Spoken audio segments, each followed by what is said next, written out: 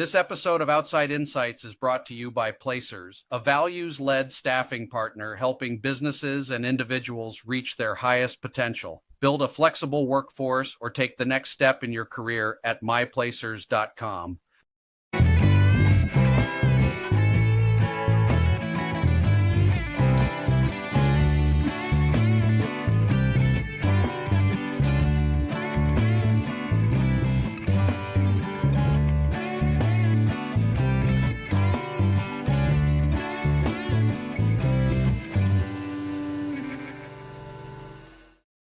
Welcome again to the Outside Insights podcast. Our goal is to provide content and ideas that help you close your personal and professional gaps, frankly, by hearing how other people have done it.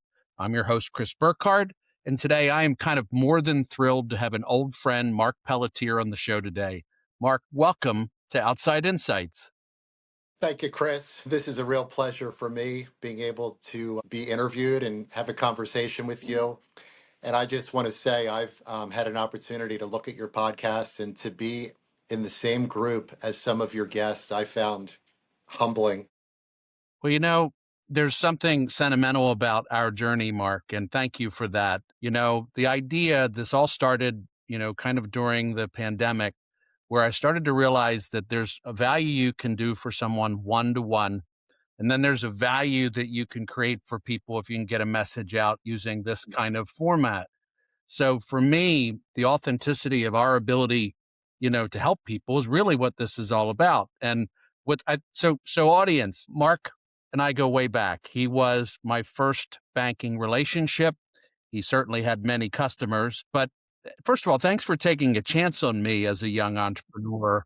All those, I wouldn't be where I am without that building block of success, if you will. But as we were reconnected, and as you know, we always prepare for shows, we were really excited about the idea that Marc's a banker. We'll get into that, a community banker. We'll get into the thought of, if you're an entrepreneur or thinking about starting a business, there's a lot to learn about the banking industry, the changes that have gone on, how to approach a banker.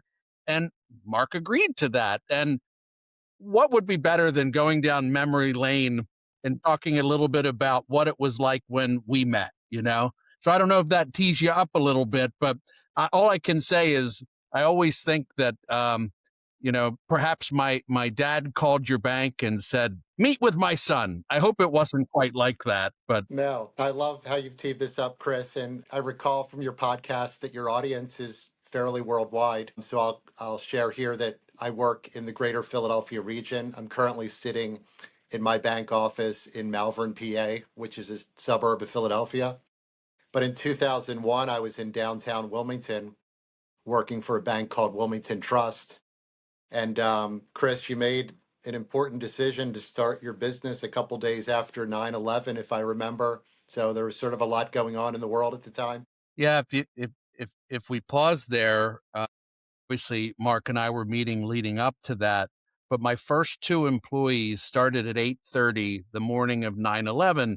And, my wife, Kim, kept saying, you need to come home. You need to come home. And I kept saying, I need to onboard two new people, not realizing the significance of the day. So you're right on. So how did you and I connect? One of the things that's wonderful about banking is that the bankers get to know entrepreneurs in a certain community. So I've had the opportunity in 30 years to get to know entrepreneurs in the greater Philadelphia region. Wilmington in particular, I've always found to be has a history of entrepreneurism that goes back to the DuPont family. Yes. Wilmington Trust was actually started by a DuPont family member. It had a long history, a good customer base. But you were introduced to me. I mean, I'll share a name. His name was John Castle. I thought he was a very well respected manager in the bank. I think he ran the mortgage department. But that's how things were 20 years ago. Introductions went a long way. And it could have been as simple as, Marc, why don't you meet Chris? Chris is an up and coming entrepreneur. He's looking for some funding, probably a line of credit to start his business. I met you in our fancy boardroom. But what I have some vivid memory of you in the beginning, which was always prepared. You came with a written business plan. Two, you were an incredible communicator. Like I really saw that in the early years, how you carried yourself, how you spoke. You had a lot of experience with large customers. I recall like you were dealing maybe with some cable companies, companies that have complicated processes in order to sell to them. You were good at a young age and you had sort of the vision thing. So those were enough for you and I to talk, get to know your business a little bit more and walk through ways that I could help you. You know what's so interesting, Mark, is I think I represent most folks on this side when we start. I mean, I think I'd rather go see my doctor than meet a banker, right? There's some genuine apprehension, perhaps even fear, not knowing what to do, not knowing how to handle it. So, right. So, all I knew was to prepare. All I knew was, and of course, you've been hanging around that intersection with entrepreneurs for a long time. We do have passion for an idea. And it's funny, it's not natural for the entrepreneur to turn that passion into numbers, right? Mark and I have talked about this, and I'm going to post my original business plan in the show notes here, but I think Oh, it was wow. You still have it? 89 pages, Wow. and there was one page of income statement, cash flow projections, right? And I'll never forget that we went to that pretty quickly. Not that you weren't respectful of the rest of the narrative, so how important was and how important is it today? And it's sort of like there was relationships, character, strong business plan. Like, does that still hold as much credence today, or does there have to be other I mean, I know credit has changed. Yeah. So I'll share a couple things. One, yes, it has changed. It would be hard for me to sugarcoat that change hasn't happened in that 20-year time frame. First thing I would say would be the growth of the credit card industry. Like credit cards have exploded. If you were to look at the how most companies are funded in the early years, there's a credit card that's in the picture. Really? Credit card companies are willing to provide larger unsecured lines to entrepreneurs these days. That's a good starting point, but you can't live off the credit line. The second is SBA lending, where there's basically been a standardization that's happened in small business lending. I think in some cases, it's not a bad thing because the SBA loan takes the risk off the bank's balance sheet to some extent because the government is backing a certain portion of the loan. So banks can be more aggressive in certain types of lending, particularly in like M&A financing. If you want to buy another company and use the SBA program, but when it comes to a business like you had, Chris, a staffing type of company, and you need a line of credit for basic working capital, making payroll, things like that, that's where I think the intangibles and a business plan and coming prepared and meeting with the banker one on one, sharing your vision, I think it still works today. Okay. Yeah, do you find that most people come to you knowing what product they need, or is that really something your team and you are doing today? But does somebody come to you and say, I want SBA because I want 10-year terms, or no? Now, so I'd say one is I've been impressed with the growth of the advisor network that support the entrepreneurs. So today we live in a world where there's really good CPA firms, there's really good attorneys, but there's now things like fractional CFOs, there's outsourced bookkeepers, there's management consultants, there's business coaches, there's executive coaches, there's SBDC. So there's a lot of resources that can help an entrepreneur prepare for that meeting with the bank. And I'd say there's banks have different personalities as well. Like one of the things I try to do in meeting an entrepreneur isn't just to focus on the today and not just to focus on financing, but over time, a business is going to have a lot of different needs. I'd say the treasury cash management has taken on a lot of importance. So the ability to do business on an online platform, to move money electronically, the benefits that you offer your employees. Banks can offer a 401k. They can offer benefits to your employees. Maybe your employees are relocating to the area and need a residential mortgage. Maybe some of your employees need a checking account. I'd say like a good bank sees a deeper relationship than just the initial request. And kind of maybe knows the path of how that develops, even if the entrepreneur doesn't think about it. Exactly. So that makes a ton of sense. So before we get too far ahead, obviously 9/11 was 20 some years ago. We've both worked for a while.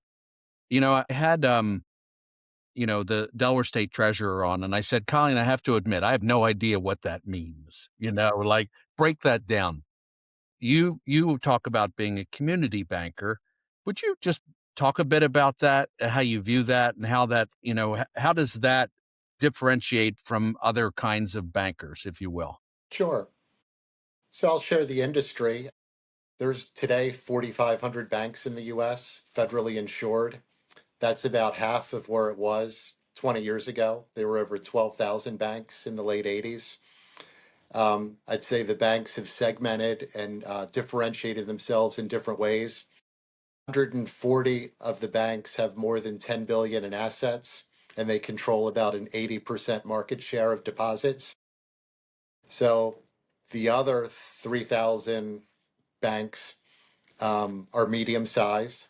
Okay, They're tiny, or they could be regional type of banks. The community banks are the ones that I've gravitated towards where they focus on a certain market area. So, for instance, the bank I work at today, Meridian Bank, 21 years in business.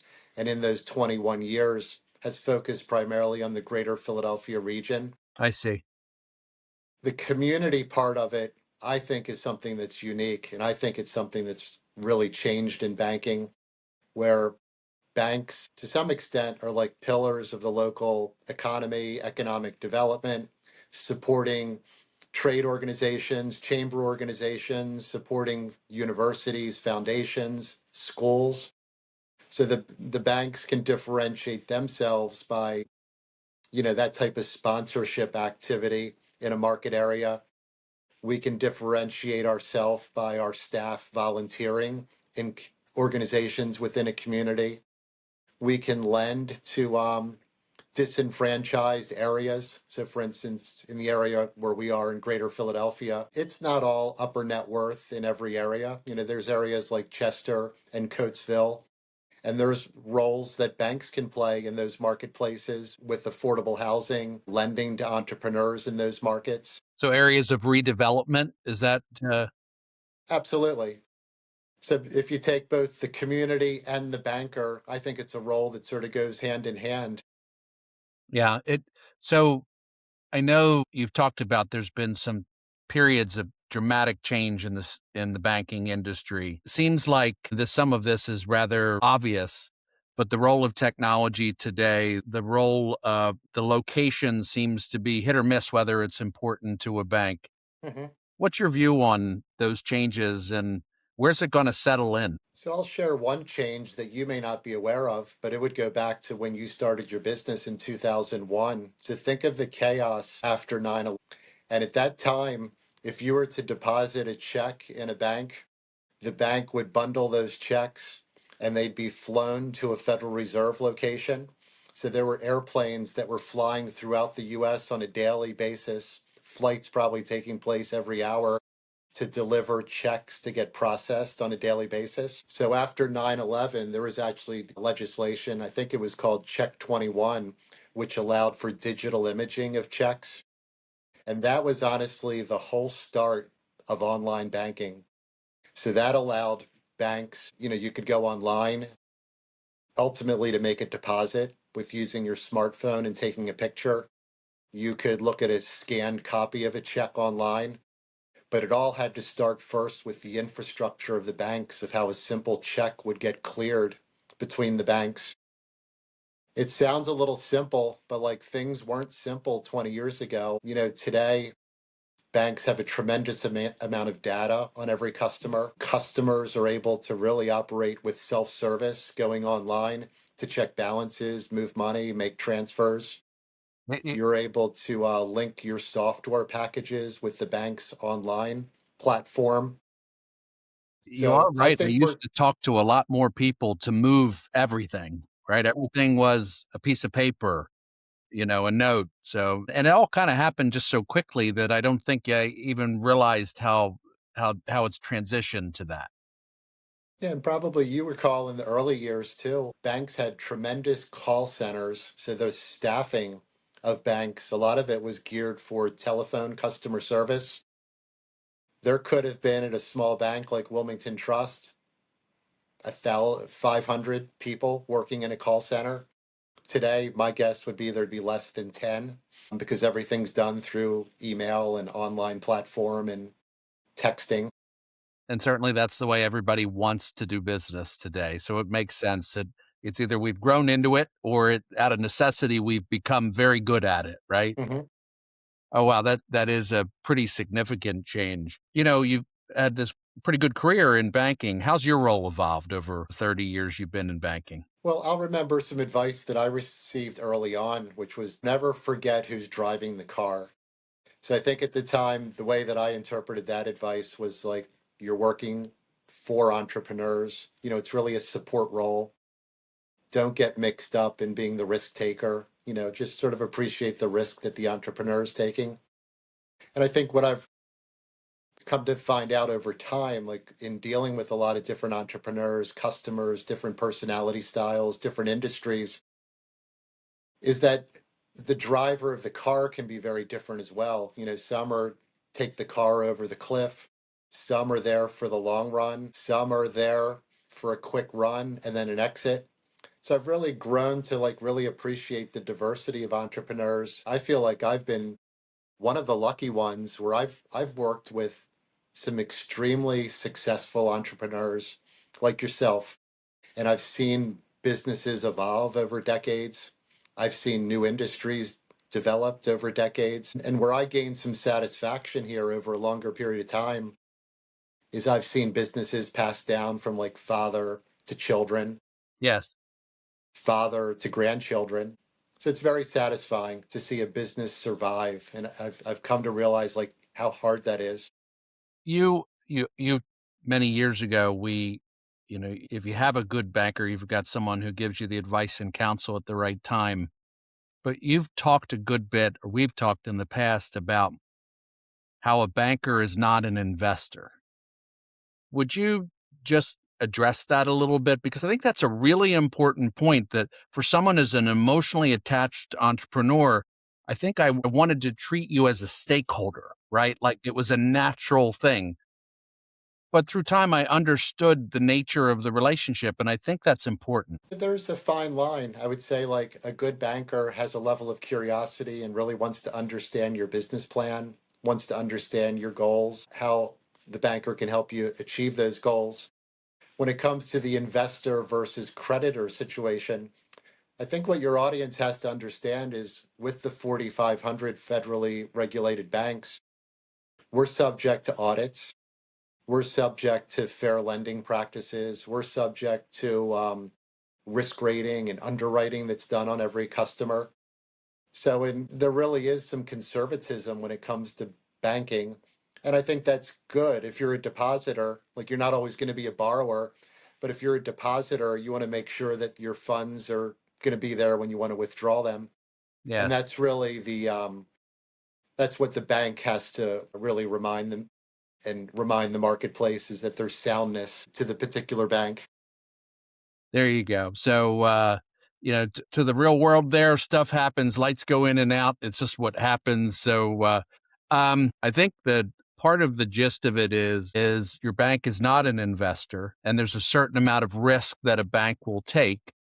And then there's situations where you need investors or you need others to take a risk and become part of, to become a shareholder and take that form of the risk for you. And maybe I was a unique entrepreneur in that I understood the debt vehicle of a credit line much better than I did the other side of it, which was bringing in shareholders and things and partners and that kind of stuff. So it was always really helpful to understand that line because fast growth business almost inevitably faces a cash flow challenge where it needs to consider both, right? Certainly along the way. Well, look at where we live today, Chris. So you've seen enough businesses take off or blow up. There's a lot of capital sources. So really just understanding where you're a good fit. So for instance, a bank plays an important role in the working capital financing. If you're a company that has inventory or has accounts receivable, you're going to need a bank. If there's capital assets, equipment, I need a real bank. estate, you're going to need a bank. But in other cases, you could be If you're a staffing company that's moving into different markets and you're leasing offices in different markets and you're bringing on a management team prior to generating revenue, that could be a different piece of the capital that's needed before that starts to show a consistent EBITDA and revenue stream. It's really right on. You've always tried to be an advisor to your clients. That's an earned journey. It didn't start for you that way, I'm sure. I'm sure you well, actually, maybe it did, but any advice on that journey? Well, I like to use the word lender versus advisor, and Okay.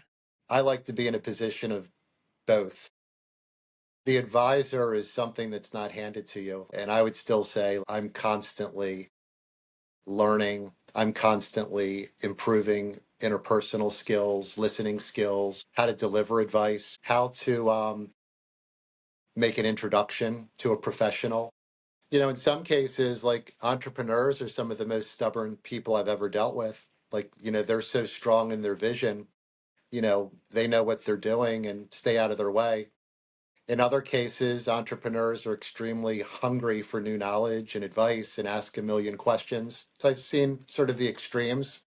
But I'd say one of the compliments that I received early on when I was, let's say I'm in my late 20s, early 30s, and I had a customer who was going to do an M&A transaction. They were extremely excited about it. It was all happening very fast. There was a large amount of money that they wanted to borrow from the bank. And I basically took all the information in, went with my gut, called the business owner, and I said, I think you're making a tremendous mistake.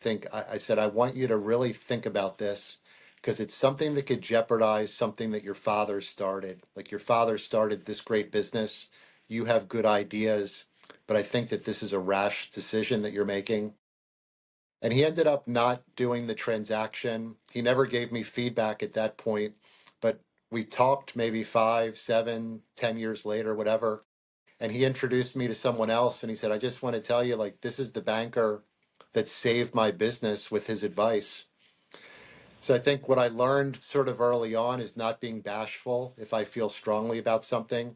But I think what I've learned over time is that there's a way to deliver advice and you have to earn the trust of entrepreneurs before they're really open to receiving that advice as well. Well, we always are told as entrepreneurs that you better have the right kind of banker who can give you advice, who can be a connector, who will stand up to you, will introduce you to the right people.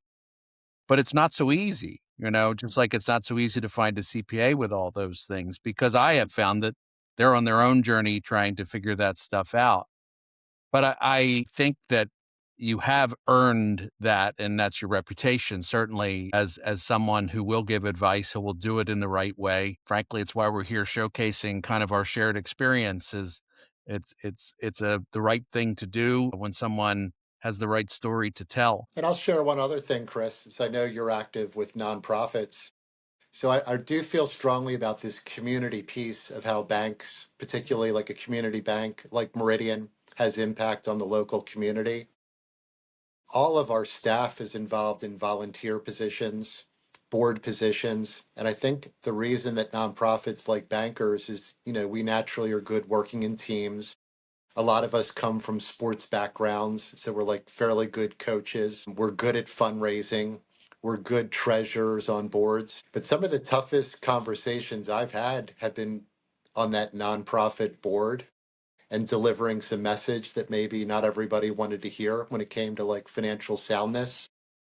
But I can really look back now and say, like, I'm really glad I spoke my mind. In some cases, it was controversial, but I know it was like that's the voice that a board needs to hear when it comes to the banker of talking about financial soundness and financial outlook. The state of not for profits the last few years is I sense that conversation's been had in a lot of boardrooms.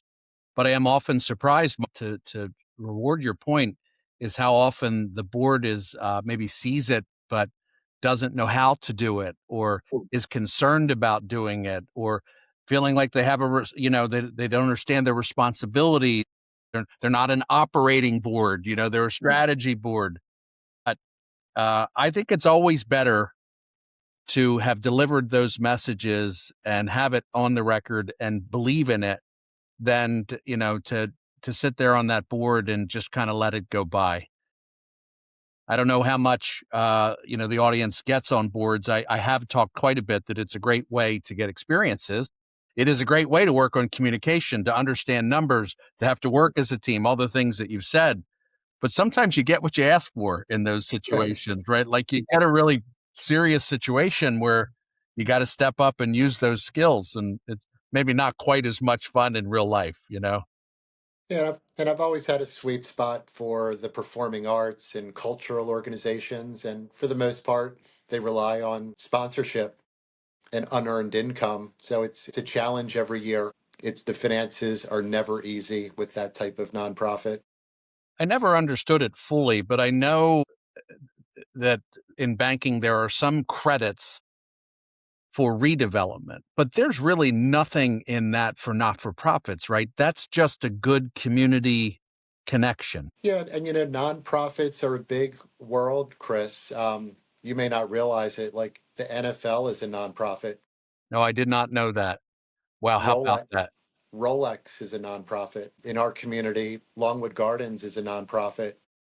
So an organization like Longwood Gardens, started by Pierre DuPont, going back hundreds of years, has $1 billion on its balance sheet of the foundation. There are nonprofits out there like that. That's not the norm. What I'm used to seeing is the nonprofit that can barely balance a budget each year, or, they're a couple of quarters away from not being able to make payroll. Like those are the organizations that really need community support. They need professionals to get involved if they care about the mission.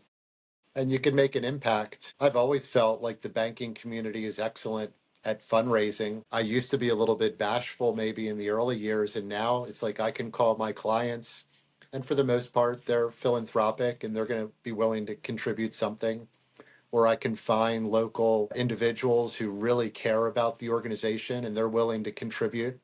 Just need someone to call them. Well, I believe that that's part of the brand and part of what we want. We want someone who's active and connected and that's a great way to not only give back, but get involved. And that's not always easy without, it's that fabric of relationships that gets you involved with more things. You know, if I give as an entrepreneur, as a business owner, I'm going to meet people, right? I'm going to learn new things. I'm going to meet new customers. So it's all part of that connection that becomes relationships in a working community. You're active in continuous improvement. Do you have books that you recommend? What's the one book you gift or the one book you recommend? Well, the first that I would say, I was sharing with you that I went through this biking injury recently.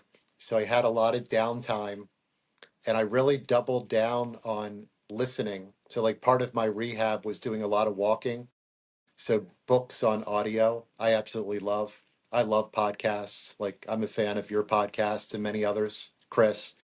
If there's a couple of like topics I've always dabbled in, I've had a fascination with the Apple company, and there's a book out right now that talks about Apple's relationship in China.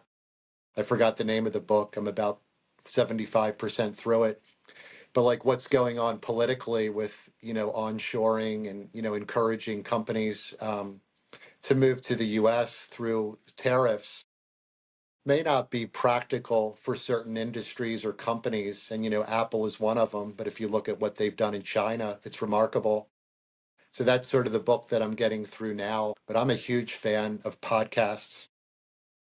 So, in terms of the book on the relationship with China, we'll make sure that the title's in show notes. So, no big deal there. And if either of us pauses, we'll look it up as we roll here. But yeah, because they've literally built partners there that have thousands of employees and infrastructure that is very hard to build here. It would take, if it took 15 years to build, it would take 15 more years to build, right? That's part of it.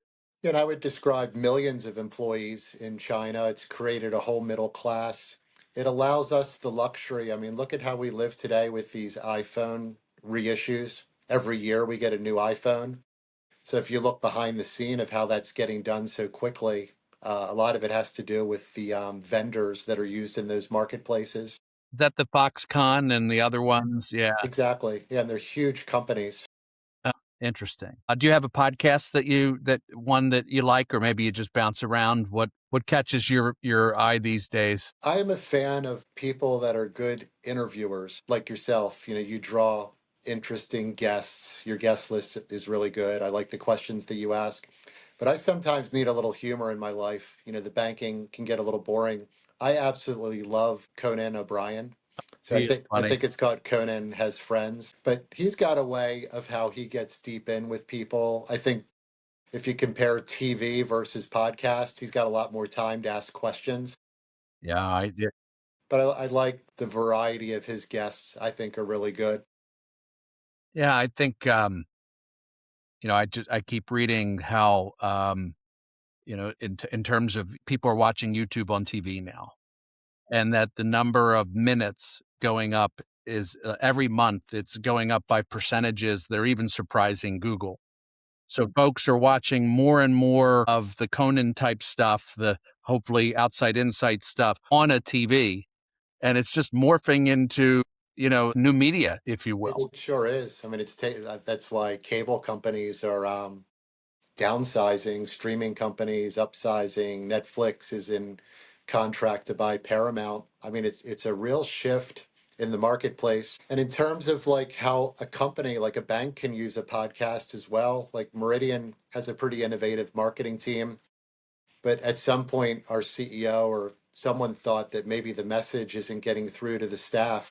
Maybe an email gets cluttered. We never use paper memos. That doesn't work anymore. But we started experimenting with podcast. Started with our CEO. We hired a third party that interviewed the CEO, and he wanted to share some personal things. He wanted to share the vision, but then the podcast changes each month where it's a different employee. So it could be like someone running our wealth management that's talking what's on the horizon. Our IT gets interviewed a lot. What are the new products and services to get excited about? But I think it's been a wonderful way to share more from a leadership team to the staff of a company like Meridian. Well, it's a great adaptation of the medium to use it. We don't want perfect TV anymore. We always have a phone in our hand. We're always looking at video, right? It's how we want to learn. It's how we want to share information. So that's a very powerful way to do it, and it reaches more people, right? And it can be watched again. And yeah, when's the last time you got an interoffice envelope with a memo? It's been a long time since you got one. Never. No, that used to be a whole department. Oh, You know, I listen to the podcast on the drive to work. I listen to it while I'm doing my Peloton. So I think people absorb information differently at different times. I concentrate much better when I'm on a bike versus when I'm in an office with the phone ringing off the hook or people running into my office. you know, a question I'd like to ask, and certainly we can go in any different direction. Banking stories any interesting banking stories of the last many number of years that you think are worthy to share that might teach a lesson, or any lesson you'd like to share. So I've got a couple stories. Banks, community banks, very involved in real estate. So I think if you look at our balance sheet, 60% of our loan portfolio would be either owner occupied real estate. Why is that? It's because that's what, by percentage, that's what's there? Is that, just It's a real need. You know, real estate is fairly local. Real estate's fairly complicated with the lending and the legal side, you know, because you have title insurance, you have a property, you have zoning, you have surveys, engineers. It's a very time intensive process to develop a building, buy a building, renovate a building. But it's a real expertise of a bank. Most bankers spend decades doing different real estate projects. But I got a call one night and it was a business owner that said, I've got trouble. The bulldozer just went over the side of the site work and is stuck inside the hole. And he's like, no. I don't know what to do. I think I've got an insurance problem. I've got a contractor problem. I'm not sure how I'm going to get the building constructed. So the lesson for me was like, okay, these construction projects also need professionalism. They need a good general contractor. They need a business owner that stays away from the project and lets the general contractor do his job. But there's tremendous risk and things fall down. People get hurt on construction projects, buildings blow up. So I've always felt like my role is to sometimes, if it's a first time project, I'm actually just completing one for a nonprofit. They've never constructed a building before. So they really valued like an introduction to a general contractor. They really valued Meridian's role in terms of monitoring the project, talking about potential risks that could happen. I go out and inspect the site on every project that I'm lending to. So in other words, it's much more than the money. Oh my God. The Yes, expertise is almost like a game plan. absolutely. And we've been here before. Trust us, but you don't really own those risks. You're guiding the customer on those risks, right? Exactly. And, managing to a budget. I think budgets are extremely important in business, and budgets set a goal. Budgets highlight affordability. How much building can the nonprofit or company afford? But then there's things that happen. You get into the project and you want a different type of bathroom in the project or different flooring for a conference room. There's flexibility, but you have to still live within your means, is how I view my role as the banker. Is this a good lending environment right now? Is this so, or is it it would be called a hardened environment? Is what's it like, and what do you project the next year or so to look like? Yeah, so you've lived through 2008. If you look at the comparisons, 2008 was a horrendous market. The economy was struggling, but banks were under a lot of pressure. So if you look back at that of like how the Federal Reserve reacted, and I think it was called TARP money was going through the banks in order to get it out to the marketplace. If you were to look at the numbers across the board of the banks, the banks are reporting very good earnings fourth quarter. There's not large credit losses with banks. Where banks really struggle is when there's a quick movement of rates. So if rates go up or down in very quick periods of time, it could be periods of inflation or deflation. That's where banks sometimes buckle down and sort of slow up their lending. So in the spirit of that, I think it was Silicon Bank. Hmm. If I don't know if you feel comfortable, but they got caught with exactly that. They had a lot of money in sort of fixed investments. And do you feel comfortable addressing that? Of Just course. all right, yeah, So this is a risk that so it was March of 2003. They called it the Twitter the Twitter what was the word, the Twitter explosion or the Twitter fallout or something, because it happened so fast. yes. Word of mouth of people moving their deposits out of the bank. The issue is asset liability management. Silicon Valley had a significant amount of cash that they put into short term instruments. So they would lock their rates in those types of instruments. But then as rates started to rise, the bank would lose money in those fixed rate instruments. So they had a choice whether to sell them off at a loss or whether to hold them until maturity. And there's different accounting rules of how a bank needs to manage its asset liability management. But they basically made the wrong business decision in managing their liquidity. And as soon as there was the Twitter run on their deposits, they had to sell off that portfolio at a loss to make the call on their deposits. So I they ended see. up becoming insolvent in a very quick period of time. And so in that, has that changed? Did banks come up with a new playbook based on that? Lessons learned? I would assume you wouldn't want to lock in as many instruments like that, and you'd want more fluidity in it, right? Or less, spread it out more, or something. Yeah, I think you're zeroing in on something, Chris. So, like, one of the things I've heard on your podcast is like for your audience, what are some areas to look at in terms of learning lessons? Yes. But I'd say like understanding your bank in terms of its financial health. The what's the credit rating of your bank? Like I'm surprised some people don't know what the credit rating is of a bank, or knowing how long the bank's been in business, or knowing what type of portfolio does the bank have. Is its lending primarily in a certain marketplace? Is the lending primarily business lending or consumer lending, or is it diversified? But that asset liability management and understanding the ratios, I would say it's a little bit complex. I think Your CPA, in talking to the entrepreneur, would be able to help give you a Cliff Notes version. But I think looking at the health of a bank is extremely important. And Silicon Valley is a real lesson. There was a lot of tech money tied up. There was a lot of tech entrepreneurs from the Philadelphia market that were tied up in that organization. It had a real negative fallout. So I think what I saw experienced is it all ties together what we're talking about, Mark. A lot of those tech entrepreneurs locally were trying to move money for payroll on a Sunday night and they couldn't. Right. And then it created a money. I mean, it was played out in the Wall Street Journal and in talking to people, frankly.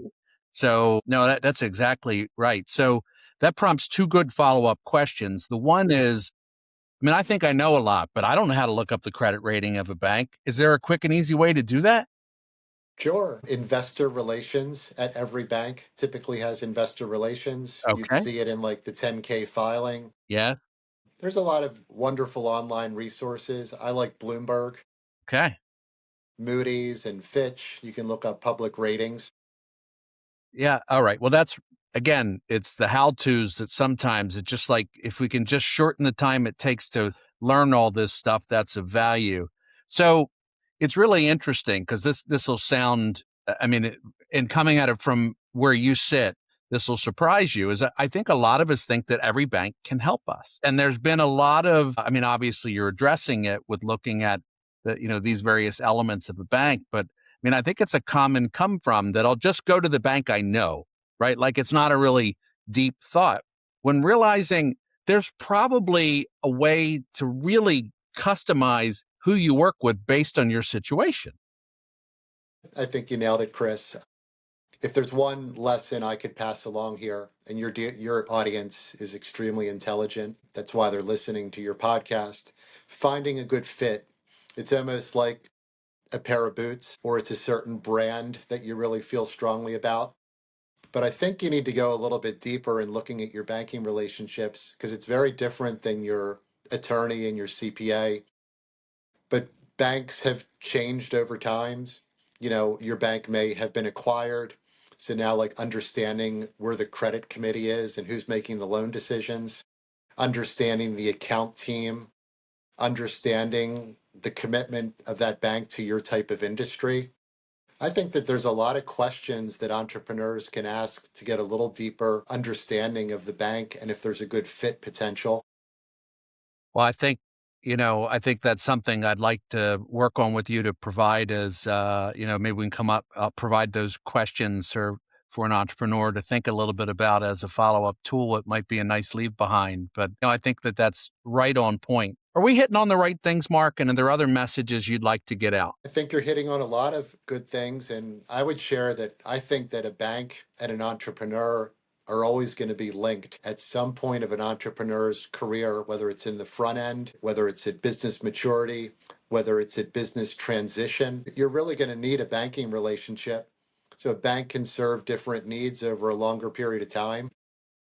And you've lived it yourself, Chris, by being an entrepreneur and doing this for a long period of time. I've heard you tell the story, talk like a plumber. What do you mean by that? Well, I started my career with large banks, working in Chicago, New York, working with large businesses. I think when you work in a local community, like the advice that I received is like never talking over the head of your Okay. customers. Yeah. Like I've had a wonderful relationship working with contractors over a long period of time. And there's some banks that look at contractors and it's a highly risky industry. Every year, the contractor needs to get new projects in order to fill a backlog. They Sure. need to perform on those projects. There could be one poor project that puts the company out of business.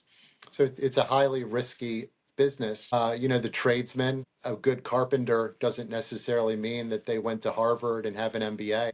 But part of my having a good relationship with people is like speaking at their level, learning from them just as much as they try to learn from me. And speaking like a plumber for me was like a reminder of like assimilating to the market, assimilating to the industry. Mark, I think the ultimate compliment is you talk like a plumber. How about that? I like it. And I'll by the add that way, to it. By the my way, that's LinkedIn. not a knock on plumbers. They're some of the best jobs out there right now. Anybody that wants to get into skilled trades, that's where the jobs are in this market. It's a great point. It's that you meet people where they are, and that's the best way to consult or to advise or to be a good banker.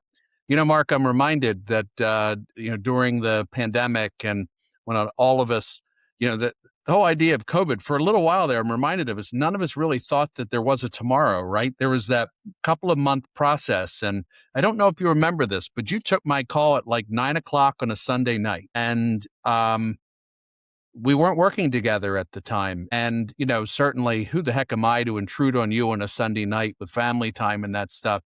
But in the spirit of it, I think that defines who you are. And you gave me advice, and it was good advice that helped me at the time. And I think that's a story worth telling. So, all right, as you're answering this final question, certainly there's a place to put a wrap to this and make sure we're covering things. I think we've given good advice to anybody that's thinking about, the idea of, using a bank to get credit and how to approach as an entrepreneur, how to consider it. Obviously, you've been doing this a while. What advice would you give that young banker today? Hmm.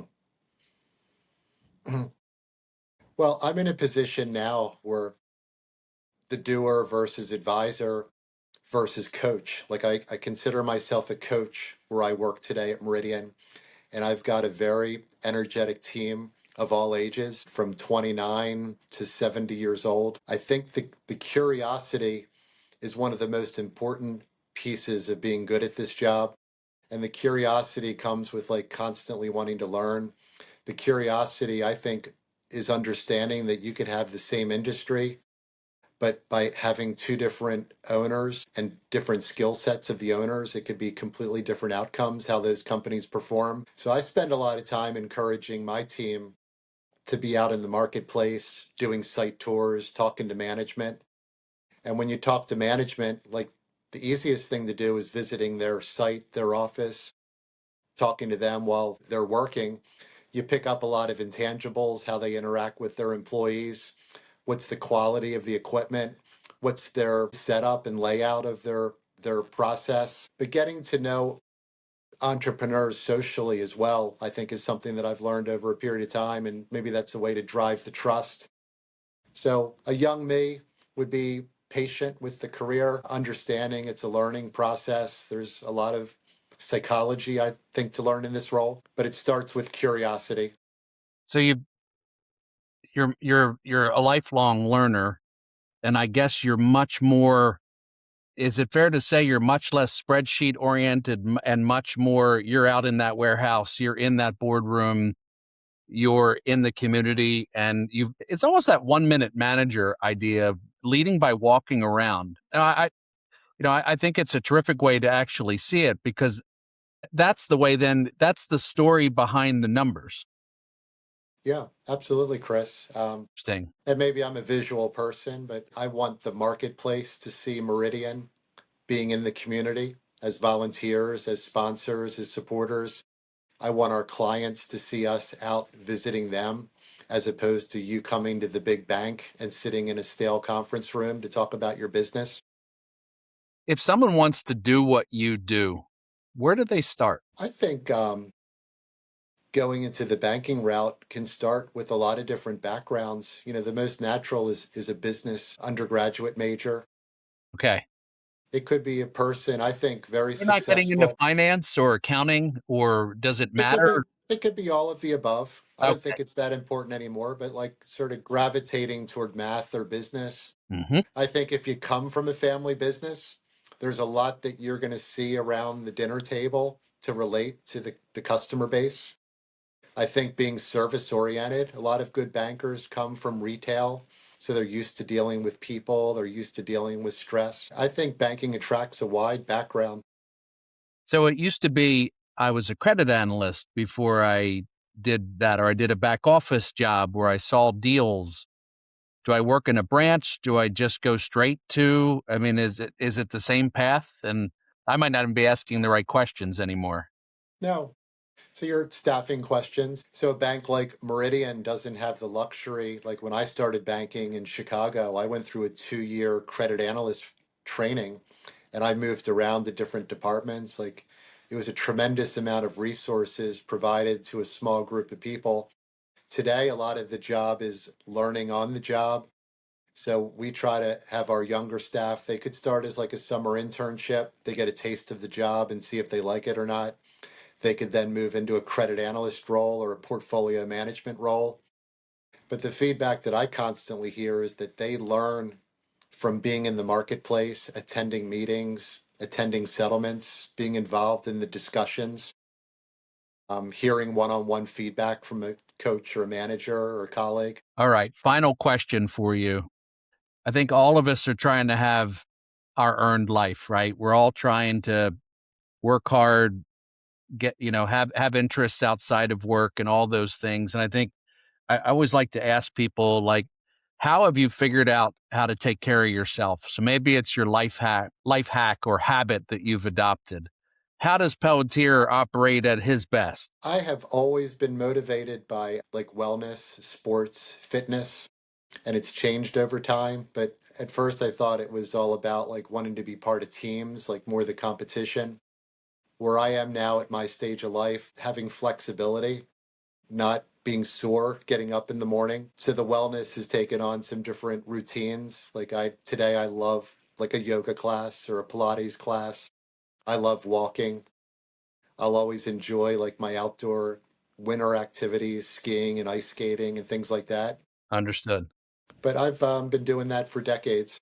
And it does evolve, doesn't it? Like the idea of me playing in a pickup flag football game on a Sunday is long ago over, right? But a 45-minute walk or stretching or something makes sense. Yeah, and I can listen to my podcast while I do it, so it makes it even better. Get more than things done. Well, Mark, I can say to you that this old entrepreneur is appreciative that he met you as a young entrepreneur. And it takes relationships and it takes each of these circumstances like to make a life. And it's been an honor for me to have you on here today, in that you're a big part of my story. And it checked a lot of boxes. And I'm sure we'll get audience feedback. But the idea of being able to tell your story and also, kind of flip the cover on what banking is today and how folks can leverage that is, I think, something that people really want and need. It's a skill, it's an experience, and I think we've helped them figure out maybe how to go get it. So thank you so much for being on Outside Insights today. It definitely Thank ticked you, the box. Chris. And if I could add one thing, so one, this is humbling for you to invite me. I was looking through all the guests that you've had. You have a wonderful collection of guests. I could rattle off a couple of my favorites, but there were several. But listening to your father, I think, was my real takeaway. And I love how you've taken your dad's brain and you've translated into audio. I've heard stories about your dad over the years, but it wasn't until I started to listen to the podcasts where I really understood him better. And the Burkharts are good people, and you've got entrepreneurism in your DNA in a big way. I appreciate you sharing that. And just to support that, basically, what Mark's talking about is I recorded my father. Really, his philosophies became mine when we worked together. Certainly, I put my own twist on them, right? Like I interpreted them, you know, in my own way over the years. It's just what you do. But the 12 chapters became our shared ideas about how to lead, how to find your own personal culture, even how to sell or manage relationships, or how to problem solve. And we recorded it, and we were doing it. And it's interesting today, Mark, because he's in his early 80s and he would tell you that he probably could not have completed them today. So to have them recorded for posterity is an incredibly big deal. But we were about halfway through when he looked at me. He's colorful, as you know. He said, "You son of a gun." That isn't what he actually said, but he said, "You're doing our book, aren't you?" And I said, "Yeah." So he was about halfway through before he realized it. Up until then, it was a father and son who really like each other, recording ideas. And then he realized what I was doing. And final point, we had worked for years. One year I gave him a shared experience. We hired a ghostwriter. I gave him one for Christmas to write the book. And we ended up with 1,000 pages of transcript that wasn't him. And then he actually has had a couple of other books with friends that have been written, but they didn't quite capture him. The only thing that captured him was him talking. And that's ultimately how the book got done and then translated into Opposite the Crowd. So it's always in the notes. You can get it pretty cheaply, certainly on Kindle. But I appreciate that very much, Mark, because I mean, frankly, that's my come from, right? That's who I am through and through. You've shared it, which is great, and I've gone back and watched a couple of them several times. I downloaded your book, Chris. It's wonderful content. It's cutting edge. He developed it 20 years ago. I was shocked to hear that he started out in a bank. It's evolving, and you've helped shape his messaging, which I think is really cool. I think my idea is to turn it into a fable next. Okay. Something that can be consumed by the way people read today, telling the story of some of the concepts maybe through an individual's journey. But that's just something I've got on a list of creative ideas. Mr. Pelletier, it's been absolutely a pleasure. We'll have to have you back sometime if you're willing. Thank you, Chris. I'd love to.